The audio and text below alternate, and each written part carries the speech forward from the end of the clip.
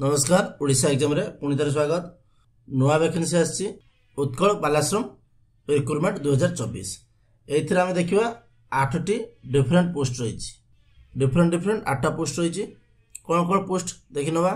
देखंतु पोस्ट भितर आपनकर फास्ट रही एजुकेटर रही तापर रही art and craft come music teacher रही पीटी इंस्ट्रक्टर रही कम योगा टीचर दुईटा कमेंट रही child welfare officer house mother paramedical staff रही कुक रही हेल्पर कम नाइट वॉचमैन रही। जदि आम क्वालिफिकेशन चेक करिया एजुकेटर क्वालिफिकेशन रही ग्रेजुएशन एंड बीडी दुईटा थिबा दरकार। Art and craft music teacher पर आर्ट रे से क्वालिफाई करथिबे डिग्री करथिबे बा डिप्लोमा जेकोसी गोटे कोर्स करथिबे म्यूजिक टीचर हो जो थिरे से कोर्स करथिबे ताकर सैलरी रही 10,000 टका। बीडी टीचर भी सैलरी रही 10,000 टका। पीटी रो भी सैलरी रही 10,000 टका। ताकर कौन क्वालिफिकेशन रही +2 विथ सीपेड बीपेड एमपेड जहाँ भी गोटे रही निहाती दरकार +2 प्लस सीटी मिनिमम रही। Child welfare officer master in social work MS diploma जो कहे से कोर्स जहाँ थी से रहीपर चाइल्ड वेलफेयर ऑफिसर। तापर रोचे हाउस मदर आपंकर graduation in science home science क्या साइकोलॉजी सोशियोलॉजी प्रिफर करा यही ऑनर्स पिला को आगे प्रिफर करा तार पारामेडिकल स्टाफ रे रोचे आपंकर डिप्लोमा इन आयुर्वेदिक होमियोपैथिक पास होता सैलरी केते रोचे 11,916 टका। हाउस मदर भी रोचे 14,654 टका। कुक रे आपंकर 8th पास होता दरकार सैलरी अच्छी 9,930 टका। हेल्पर कम नाइट वॉचमैन जेटा कहे सी भी 8 to 10th grade pass out होता दरकार यहाँ सैलरी कम रोचे 7,994 टका। अच्छा यहाँ आम सिलेक्शन प्रोसीड्योर देखि नवा। सिलेक्शन प्रोसीड्योर रोचे मेरिट बेस सिलेक्शन रोचे इंटरव्यू रहिबो एवं डॉक्यूमेंट वेरिफिकेशन आपनकर जो मार्क वेटेज रहिबो एई पोजीशन आजो।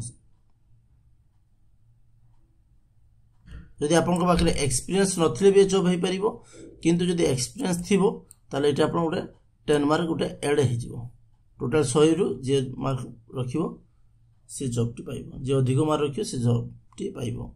लिखदेला selection will be based on career marking and relevant experience a merit will be preferred based on weightage mark of education qualification and work experience हिसाब रे जार mark अधिक आसीबो से पिला ही जॉब पाइबो। मैट्रिक +2 ग्रेजुएशन पोस्ट ग्रेजुएशन जो भाया पिलांकर थिबो से हिसाब से 10 मार्क जुड़ी जीवो। तापर आम हाउ टू अप्लाई केमती देखिबा। हाउ टू अप्लाई रे आपण एटी ऑनलाइन फॉर्म टी नेबे फॉर्म नै साला परे आपण ताको फिलअप करिए फिलअप करि साला परे ए जो ईमेल आईडी अछि ए ईमेल को आपण पठेबे केबे पठेबे 28/9 रु 12/10 भितरे पठेबे तो लास्ट डेट रहबे 12/10 भितरे पठेबे। पठेई साला परे जो कॉपीटा आपण पठेले से कॉपी हार्ड कॉपीटा को आपण स्पीड पोस्ट द्वारा ताको पठेबे स्पीड पोस्ट से पठेबे कोन एड्रेस से पठेबे ए एड्रेस लिखा जाय सेक्रेटरी उत्कल बालाश्रम खरियार एठी आपण पठेबे। यार लास्ट डेट केबे रहइबो 17 तारिख काहे कि आपण दरला 12 तारिख पठेबे 12 तारिख पठेई तापर संगे संगे तो सेठी पहुंचीबोनी जीवा पे 7 डेज टाइम तो लागिबो ना से पई से 5 दिन रखी 12/5/17 तारिख सुधा पाखे हार्ड कॉपी पहुँचवा दरकार। ताले आपण 12 तारिख दिन ईमेल करेंगे एप्लिकेशन फॉर्म टी नेबे हाथ में फिलअप करेंगे ता सहित जहाँ जहाँ डॉक्यूमेंट सब अटैच करेंगे गोटे PDF करेंगे PDF कर सारी आपण सेंड करेंगे ईमेल सेंड करदे सरीगला तापर से जो कॉपी गुड़ाक स्पीड पोस्ट पठेबे। ओके ठीक है डॉक्यूमेंट रिक्वायर्ड लिखी दीजिए आप चेक करें लिंक टी डिस्क्रिप्शन दे देबी।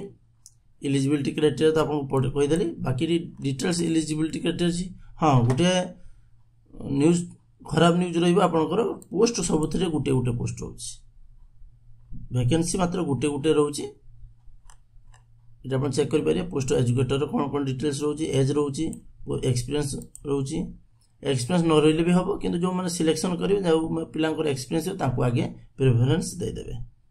तो वीडियो पुणी आउ एक वीडियो सहित देखा।